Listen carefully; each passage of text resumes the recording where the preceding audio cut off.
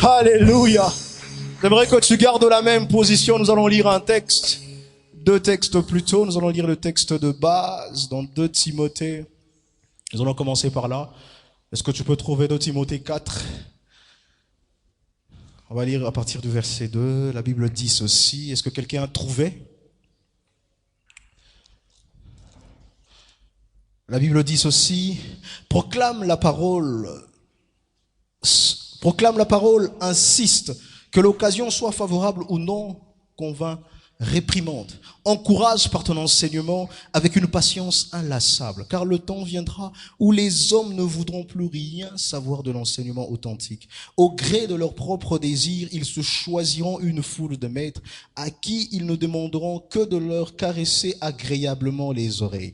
Ils détourneront l'oreille de la vérité pour écouter des récits des pures inventions. Mais toi, garde en toutes circonstances le contrôle de toi-même. Supporte les souffrances, remplis ton rôle de prédicateur de l'évangile. Accomplis pleinement ton ministère. Amen. Nous allons lire encore Genèse 48.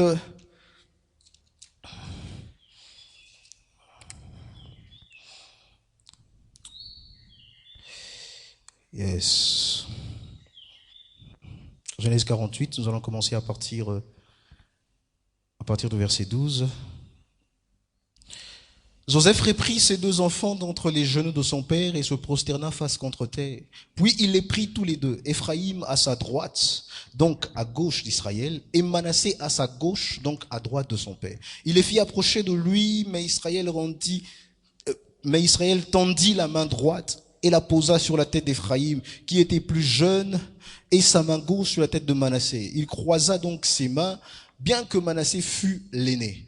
Il bénit Joseph et dit que les garçons soient bénis par le Dieu devant qui ont vécu mes pères, Abraham et Isaac. Le Dieu qui a pris soin de moi depuis que j'existe jusqu'à ce jour. L'ange qui m'a délivré de tout mal, qu'il perpétue mon nom et celui de mes pères, Abraham et Isaac, qu'ils aient beaucoup d'enfants partout dans le pays. Le verset 17, j'aimerais que tu tires ton attention. Joseph remarqua que son père avait posé la main droite sur la tête d'Éphraïm. Cela lui déplut et prit la main de son père pour la faire passer de la tête d'Éphraïm sur celle de Manassé. Il dit à son père, il ne faut pas faire ainsi, mon père, car c'est celui-là l'aîné, mets donc ta main droite sur sa tête.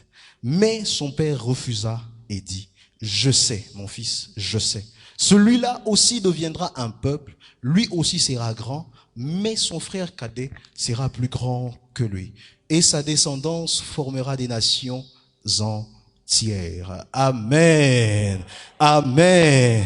Est-ce que tu peux te rasseoir et dire à celui qui est à tes côtés, bienvenue dans la présence de Dieu, avec joie, avec sourire, bienvenue dans la présence de Dieu. C'est une joie pour nous de nous retrouver encore une fois de plus autour de la parole du Seigneur, autour de l'œuvre de Dieu. Nous bénissons le Seigneur pour cela, nous bénissons le conseil, nous bénissons l'ensemble de l'Église qui n'a pas protesté lorsque notre nom a été placé. C'est une bénédiction, une marque de confiance. Amen. Alors le sous-thème de ce trimestre, le dernier, c'est aller loin dans le témoignage. Et le texte de base que nous avons lu est un texte que nous avons maintes fois entendu et nous sommes presque sûrs que nous commençons presque à le maîtriser. N'est-ce pas?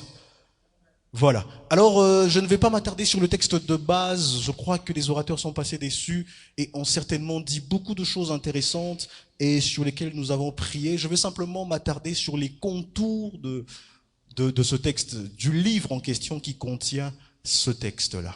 Alors, ce texte de 2 Timothée 4 est pratiquement connu pour être les dernières paroles de Paul. Du moins, les dernières paroles connues de Paul. Ici, Paul se rapproche de plus en plus de son martyre. Il va être tué.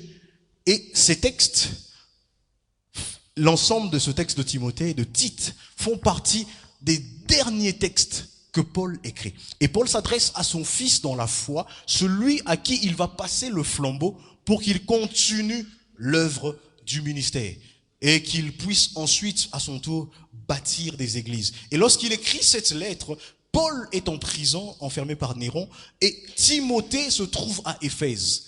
Tite, lui, de son côté, se trouve en Crète, et les deux reçoivent des recommandations de leur père spirituel. Et j'aimerais déjà dire, en termes de caractéristiques, la première chose, c'est que ces textes-là contiennent les dernières paroles connues de Paul. Amen. Je prie ce soir que Dieu donne une dimension particulière à des actes qui ressemblent à tes derniers instants. Amen.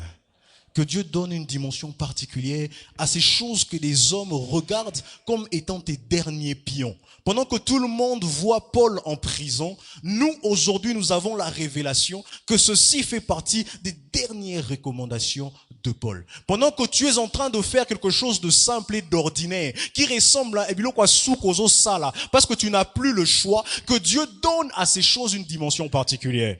Est-ce que je parle à quelqu'un ce soir? Ils étaient tous en train de se moquer de Samson pendant qu'il s'appuyait sur des colonnes. Ils n'avaient rien compris de ce geste. Mais Dieu a fait en sorte que les derniers pions que Samson avait, les derniers gestes que Samson avait, entrent dans une dimension particulière. Aujourd'hui, je lis que quelqu'un a touché des colonnes, mais je ne vois pas des colonnes, je vois des morts, parce que ce dernier geste est entré dans une dimension différente.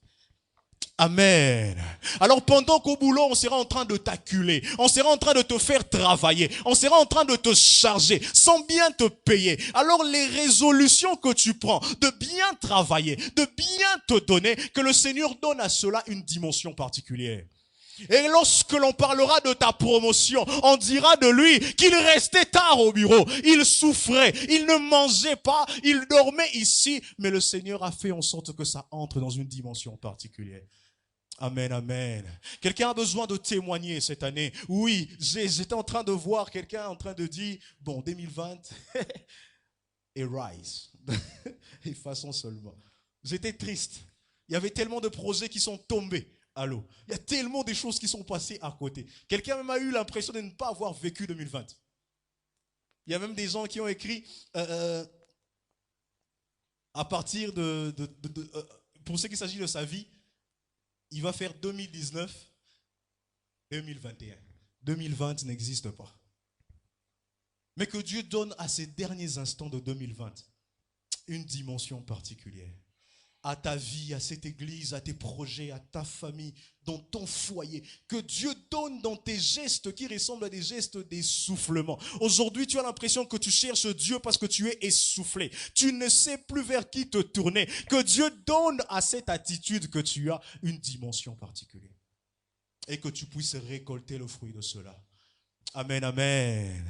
Amen, amen. Et deuxième caractéristique, c'est pratiquement dans toute cette épître-là, mais aussi dans le chapitre 4, c'est que la lettre est de plus en plus concise. Elle est nette et elle est directe. De plus en plus, Paul est en train d'écrire de façon à parler intimement à Timothée. Et tu vas voir les recommandations en disant, fais l'œuvre de l'évangile. Fais le ministère. De plus en plus, la lettre est en train de quitter la dimension du général pour entrer dans une dimension de particularité. Et il y a une raison à tout ça. Il y a une raison à tout ça. Timothée était timide. Timothée était très timide. Timothée, là où il restait en Éphèse, il était en proie à des grandes difficultés. Et Paul savait qu'il était destiné à subir une persécution aussi particulière. C'est à cause de ces trois choses qu'il attendait que le Seigneur va inspirer Paul de plus en plus à aller dans une dimension claire, concise et nette. Que le Dieu que tu sais fasse à ce que lorsque tu commences à ne plus savoir quoi faire, lorsque tout en toi commence à atteindre une certaine dimension de tiédeur, de timidité spirituelle, qu'il te parle de plus en plus de façon nette et claire. que le Dieu que tu pries, que le Dieu que tu sers, toi et ta famille, lorsqu'il saura que tu seras en proie aux doutes, en proie aux difficultés, aux persécutions à venir, qu'il puisse de plus en plus te parler de façon claire et concise. Tu en as besoin. Tu en as vraiment besoin. Timothée s'est senti réconforté par cette lettre. Que toi aussi, à ton tour, tu te sentes réconforté par une parole du Seigneur. Est-ce que quelqu'un a soif d'entendre Dieu ce soir? Est-ce que quelqu'un a envie que le Seigneur donne une parole? Une parole suffit. Tu as besoin d'une parole de plus en plus claire, de plus en plus concise, de plus en plus nette. Il y a quelqu'un ce soir qui a envie que Dieu dise, lève-toi, va t'asseoir à cet endroit et écoute. Lève-toi, lis tel texte, écoute ceci. Lève-toi, va à tel endroit, fais ceci. Prends ton téléphone, appelle telle personne. C'est des dimensions tellement possibles que toi aussi tu peux les atteindre avec le Seigneur. Amen, amen. Écoute, le témoignage auquel tu t'attends peut passer, ou même doit passer par une netteté de révélation. Amen. Il faut que la révélation de plus en plus soit nette. Dieu doit te faire quitter de ce qui est écrit pour les autres à ce qui doit être inscrit dans ta vie. Tu as besoin d'entendre une parole. Tu as besoin d'entendre une parole. Et si l'on remonte plus haut dans ce texte, nous allons nous rendre compte que Timothée va recevoir de Paul une des révélations les plus strictes, les plus précises autour des Écritures. Paul lui dira que toute Écriture est inspirée de Dieu. C'est une des révélations bibliques les plus strictes. Il n'y a presque pas beaucoup d'écrivains dans la Bible qui ont donné une forte dimension à ce qui se disait autour des Écritures. Et Paul l'a fait. Et cela a reconforté aussi Timothée. Que le Seigneur de cette même Bible que tu ouvres chaque matin se révèle à toi comme celui qui n'a pas changé. De la même façon qu'il a révélé ces choses à ceux qui sont passés avant toi, il est capable de te parler et de te dire ce que tu dois savoir. Amen, amen. Amen, amen. Et ceci est important pour toi. Et c'est ce qui arrive dans l'histoire qui suit. Le patriarche Israël, Jacob, est en train de voir sa fin arriver. Il se décide simplement de bénir ses enfants. Chose bizarre, il commence avec Joseph. D'abord, les enfants de Joseph. Après, il va faire appel aux frères de Joseph et Joseph lui-même. Et lorsque Joseph emmène ses enfants à son père, le texte est tellement connu qu'on se rend compte que Jacob a simplement inversé ses mains. Il a fait un chiasma, comme les chimistes le disent, je pense. Un chiasma. Pour donner la bénédiction de Manassé à Éphraïm et la bénédiction d'Éphraïm à Manassé. À Manassé.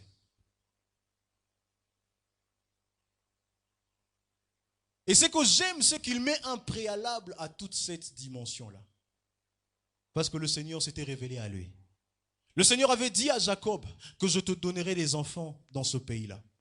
Et il va dire à Joseph que les enfants que tu as, ces deux-là, ne sont pas tes enfants, ce sont mes enfants. Je prends ces enfants-là. Ceux qui naîtront après eux sont tes enfants. Voilà pourquoi en Israël, pour celui qui n'était pas au courant, lorsqu'on parle des 12 tribus, on ne cite pas la tribu de Joseph. Parce qu'Israël a adopté les deux enfants de son fils. Et voilà pourquoi lorsqu'il reçoit cette révélation, il fait des choses avec précision. Voilà pourquoi je disais à quelqu'un que tu dois avoir une parole du Seigneur pour que tu commences à agir avec précision. Tu as tellement pataugé, tu as tellement tenté, tu as tellement essayé que de plus en plus, le témoignage ne semble pas avoir une certaine forme. Tu as l'impression que ça viendra finalement un jour, mais ça tarde. Il est temps que tu entres dans une dimension où tu dois bousculer les choses avec Dieu. Et que tu dois demander à Dieu, Yaya Loba, qu'est-ce que je dois faire? Jacob était dans une désuétude. Il était fatigué des jours. Mais à la dernière nouvelle, il apprend qu'il a son fils qui est encore vivant. Mais le Seigneur l'apparaît avant qu'il ne se déplace pour dire, regarde, lorsque tu arriveras là-bas, je t'ai donné des enfants. Et c'était un homme heureux. Et lorsqu'il répond son fils, il dit, ça doit se faire ainsi. Ah. Il y a des choses que tu dois faire avec précision, sans que les gens maîtrisent pourquoi tu les fais, parce que Dieu t'a précisé des choses. Ça doit se faire ainsi. Amen, amen. Amen, amen. Il y a des étudiants ici. On ne va pas comprendre pourquoi tu t'attaches à venir mardi, lorsqu'on invite les gens mardi après mardi. Que le Seigneur qui t'a appelé ce mardi précise de plus en plus ce que tu dois faire les mêmes mardis, pour que lorsqu'on te posera des questions, mais quel est le secret de ton succès? Mais pourquoi ça t'arrive comme ça? Le Seigneur m'avait dit que les choses devaient se faire ainsi.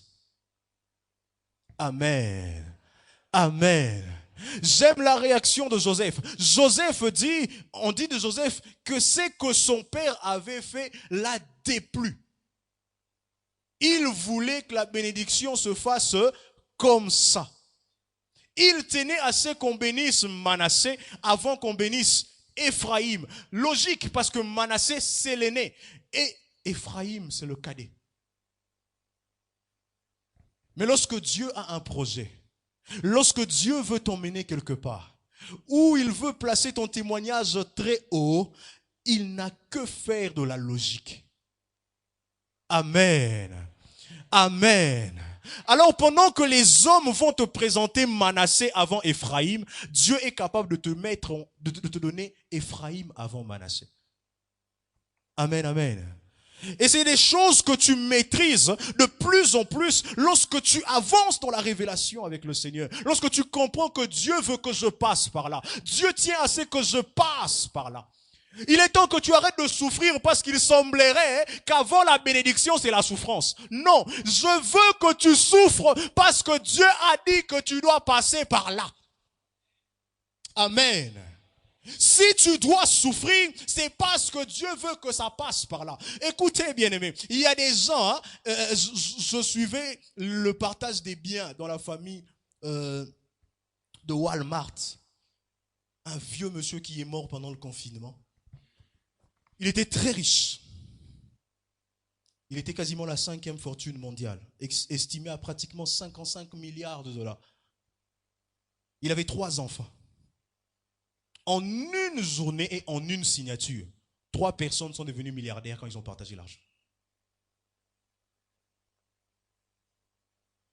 Où est la souffrance dedans?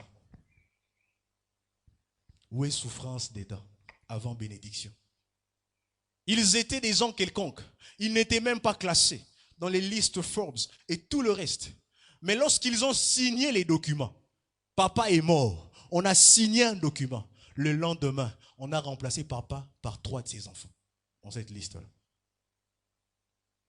Bien aimé, il est temps que quelqu'un se dise qu'il y a des situations qui ne sont pas normales. Je ne peux pas les accepter comme ça. Il faut que je les accepte parce que Dieu veut que ça se passe comme ça. Amen. Amen. Joseph se dit, tiens, bénis Manassé. Pour la petite histoire, Manassé, son nom veut dire,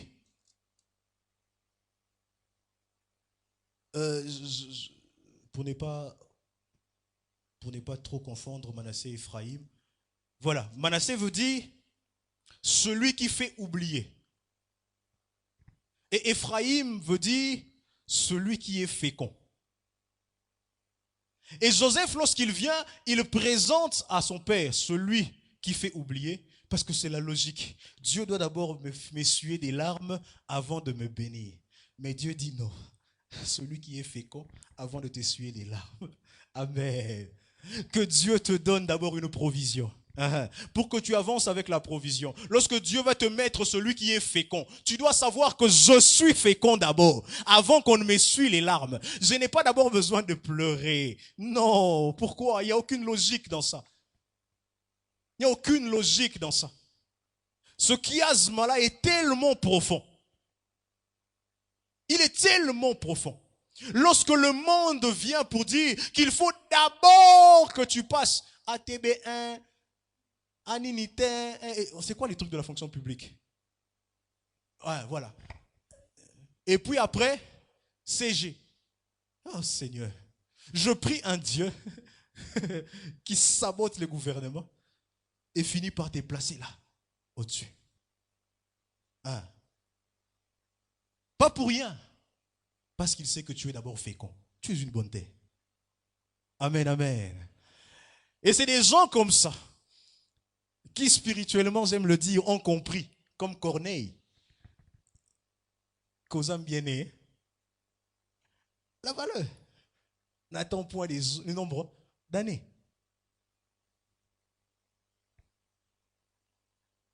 Bien-aimé, tu dois te poser des bonnes questions ce soir. Il est temps que tu arrêtes d'accepter ce qui n'a aucun sens. Il est temps que tu arrêtes de te dire que ça passe par là. Que ça passe par là. Nous sommes nous-mêmes les témoins vivants des gens venus du village qui n'avaient aucune autorité, aucune personne haut placée et qui sont venus à Kinshasa.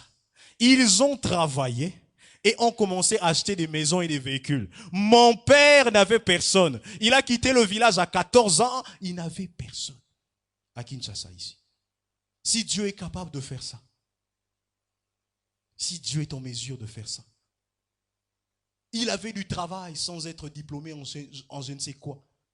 C'est après qu'il a commencé à étudier. C'est après qu'il a commencé à étudier. Lorsque Dieu veut te faire du bien, il ne passe par aucune logique. Aucune logique. Il impose le rythme. Il impose sa sagesse. Il impose ce qu'il doit et ce qui doit être placé, ce qui doit se faire. Amen. Amen. Est-ce que quelqu'un a envie que les choses changent ce soir? Est-ce que quelqu'un a envie que les choses changent pour lui ce soir? Je vais t'inviter à te tenir debout.